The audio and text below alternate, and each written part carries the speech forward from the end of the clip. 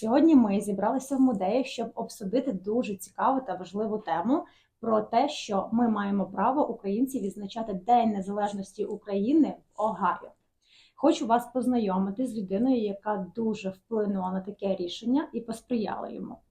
Please tell me about yourself. Sure. So I'm State Representative Šon Pàtrīk Brенnan, and I'm currently State Representative for Parma Heights, and some of the neighborhoods in Cleveland, so like Brooklyn and Clark Fulton areas. I've been 30 years. We live in Parma, and I always like to say Parma is the Ukrainian capital of Ohio. Very proud of that. I love my Ukrainian neighbors and constituents. Before I became representative in 2023, I was a middle school and high school teacher for 30 years. I taught the Brecksville Broadview Heights City Schools, and I also served on Parma City Council for years.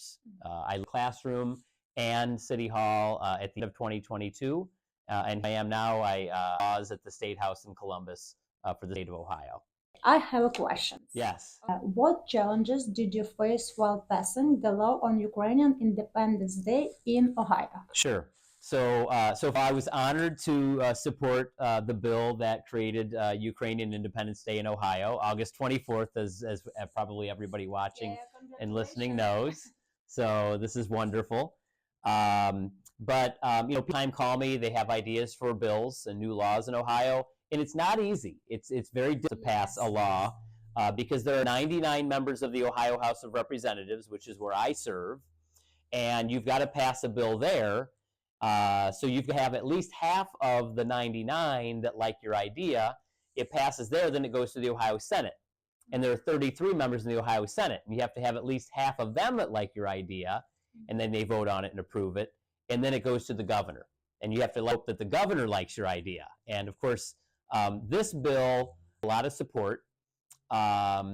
So it very high threshold in the House. But then when it got to the Senate, it kind of got... And so my co-sponsor is a representative by the name of Bill Seitz. He's actually retired now. He finished up at the end of the year in December, because in Ohio, you can only serve 4 two-year terms in the House. We have term limits. So he had to leave. But before he left, he was an influential representative.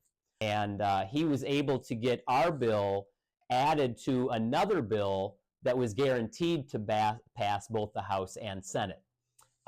And so in December, got our bill added to another bill, and it passed the Senate and to the governor, and the governor signed it very soon. So a lot of support. The biggest problem we had was time.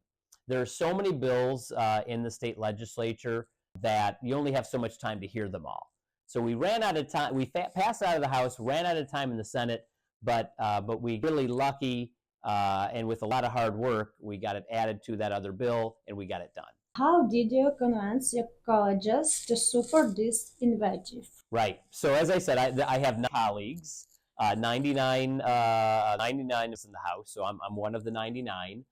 And an example, like I'm trying to get some more bills passed now. So before, on my way here, I was on the phone with some of my colleagues, asking them if they would support the bills that I'm going to be introducing. So it's a lot of phone calls, it's a lot of meetings, a lot of mails, a lot of texts,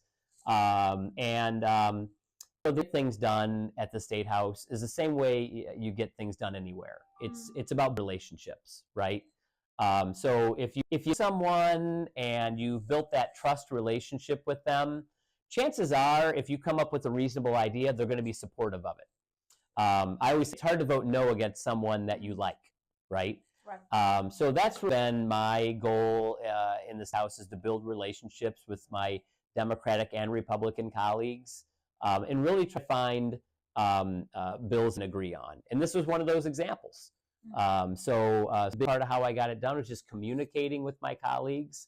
And then when it moved over to the Senate, I contacted a bunch of folks over there, communicated with the governor's office as well to make sure that the governor was fine with it. And as probably everybody that watches this knows, Governor DeWine is a big friend of the Ukrainian community, so that was an easy part of the whole process. A lot of communication. Thank you for your time, your interview, and everything what you do for Ukrainian people.